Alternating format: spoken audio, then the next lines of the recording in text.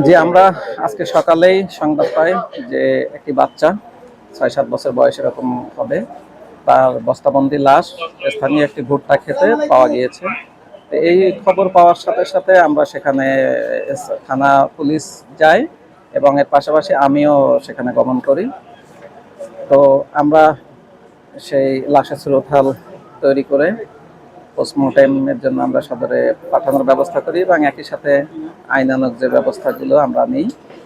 ইতিমধ্যে যে আমরা ২ জন সাসপেক্টকে আমরা সেই এলাকা থেকে পাই। তো এই সাসপেক্ট ২ টাকে যখন আমরা অ্যারেস্ট করে নিয়ে আসার চেষ্টা করি, তখন এলাকার জনতা তারা উত্তেজিত হয় এবং তারা অনেকটা এরকম দাবি করে যে এদেরকে আমাদের হাতে উঠিয়ে দিতে হবে, আমরাই বিচার করব।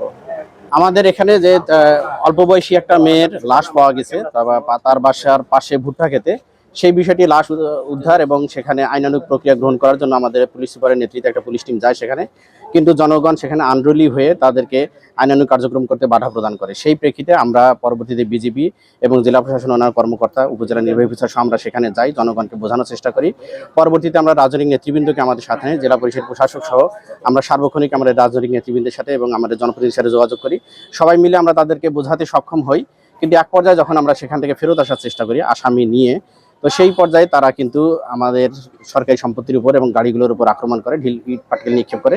সেই পর্যায়ে আমাদের কিছু লোক আহত হয়েছে এবং গাড়িগুলো ক্ষতিগ্রস্ত হয়েছে।